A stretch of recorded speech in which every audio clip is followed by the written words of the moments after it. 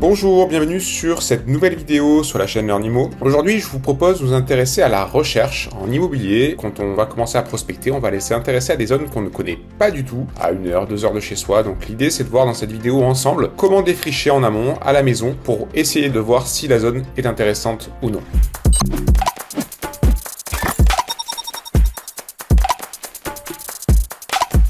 Je vous propose donc de nous intéresser à un exemple d'une ville classique. Là, j'ai pris Bourgoin-Jallieu. C'est une ville d'un peu moins de 30 000 habitants, comme il en existe des dizaines en France. Donc ça vous permettra de faire aussi l'exercice avec des villes autour de chez vous. Et donc je dézoome un petit peu pour que vous voyez où c'est. Donc Bourgoin-Jallieu, c'est entre Lyon, Chambéry et Grenoble. Donc c'est un peu à l'intersection de ces trois grandes villes. Et donc je vous propose d'aller jeter un coup d'œil. Et donc on va aller tout de suite s'intéresser à l'INSEE. Donc l'INSEE, je pense que vous connaissez tous, l'Institut National de la Statistique et des Études Économiques, dans le boulot et vraiment de collecter l'ensemble des informations qui remontent du territoire pour faire en sorte qu'on ait des données fiables du terrain et qu'on puisse avoir des statistiques qui en découlent. Donc là, la première donnée à aller regarder, c'est la population. C'est vraiment la base, de voir un peu sur la zone comment évolue la population. Là, on a les données de 2011 à 2022. On voit qu'on a quand même une croissance d'à peu près 10% sur la période. Donc ça, c'est extrêmement rassurant de voir que les gens veulent s'installer à Bourgoin-Jallieu. Donc ça, c'est le premier signal positif qu'il faut aller regarder, parce que si on voit que la population diminue, il y a un gros risque de se retrouver avec beaucoup de logements vacants, donc de la concurrence potentiellement, et donc une attractivité moins intéressante, et donc plus de complexité derrière pour trouver des locataires intéressants. Une autre donnée intéressante, c'est d'aller regarder un peu l'évolution de la composition des types de ménages. Donc là, vous voyez, je vous ai mis le tableau de l'évolution entre 2011 et 2022, avec une donnée intermédiaire en 2016, et ce qui est intéressant, c'est de voir les ménages d'une personne, donc les gens qui vivent seuls, ont augmenté. On voit que globalement, les gens vivent de plus en plus seuls. On verra derrière d'autres données qui vont étayer cette vision-là, mais là on voit qu'on a quand même de plus en plus de gens qui vivent seuls, donc ça veut dire de plus en plus de gens qui vont chercher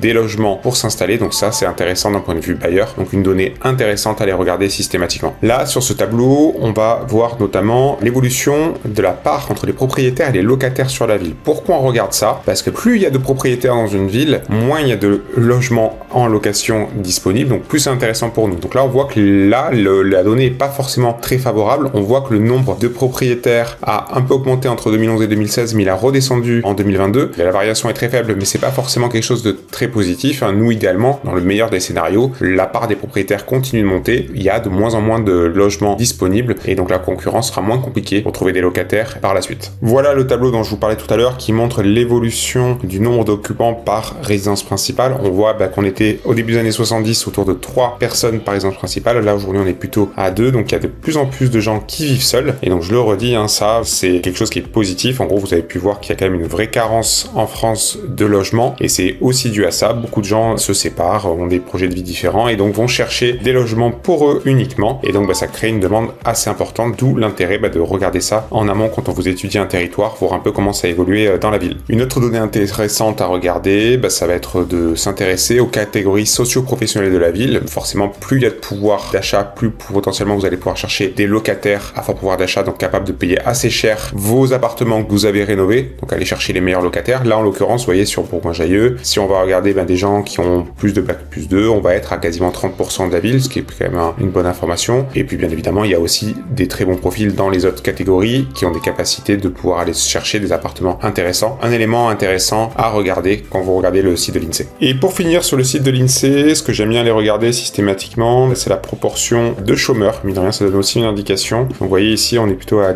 un peu plus de 10%, donc c'est supérieur à la moyenne nationale. Donc ça aussi, un point un peu négatif par rapport à d'autres secteurs que vous pourrez étudier. Voilà, c'est une donnée parmi d'autres. Pour rappel, il n'y a pas de vérité autre que celle du terrain. Là, c'est vraiment pour se donner une première impression, et avec tous ces éléments chiffrés de l'INSEE, ça vous permet de donner des tendances. Bien évidemment, il faudra confirmer tout ça sur le terrain par des visites. Un autre bon réflexe qu'il faut avoir, c'est d'aller regarder 1 ou 2 sites qui vont lister l'évolution des prix moyens au mètre carré. Là, je vous ai pris Meilleurs Agents, mais ça peut être aussi Se Loger, par exemple. Voilà, il faut savoir que ces sites-là vont faire des moyennes, des prix de vente réels, des notaires qu'on verra par la suite. Ça peut être aussi des prix sur les annonces. Donc c'est un peu biaisé, c'est toujours des prix au mètre carré qui sont toujours un peu supérieurs à ce qu'est la réalité, mais ça donne une indication. Donc là, vous voyez, on est sur Bourgoin, prix moyen autour de 2 500 € pour les appartements, et on voit quand même que ça a plutôt bien résisté, à la baisse qu'on a pu connaître là sur les derniers mois post-Covid, donc avec avec une croissance, vous voyez, de plus de 10%, de plus de 31% sur les 10 dernières années. Donc une belle zone. Donc on voit que c'est quand même une zone dynamique, hein, comme je vous l'ai dit, c'est à l'intersection de Lyon, de Grenoble, de Chambéry. Donc c'est assez industriel, il y a pas mal d'entreprises qui sont installées là-bas. C'est quand même un secteur qui est plutôt porteur, même si vous avez pu voir tout à l'heure, on avait des quelques points négatifs sur l'INSEE. Là, en tout cas, on voit quand même que c'est plutôt une zone assez patrimoniale. On est quasiment sur le mix patrimonial locatif, même quasiment patrimonial, parce que vous voyez, on est un peu plus de 2000 euros du mètre carré. Et au-dessus de 2000 euros du mètre carré, c'est toujours un peu compliqué d'aller faire de la rentabilité, à moins d'aller la booster via de la colocation ou de la courte durée. C'est toujours possible, mais c'est un peu plus compliqué d'aller chercher des rentabilités importantes dans la zone. Et pour finir cette vidéo en beauté, voilà l'outil qu'il faut vraiment connaître. S'il faut en retenir qu'un seul, c'est bien celui-là. Je pense que certains d'entre vous le connaissent. C'est l'outil de demande de valeur foncière. C'est un outil qui recense l'ensemble des transactions enregistrées par les notaires sur les 5 dernières années. Alors ça marche partout en France,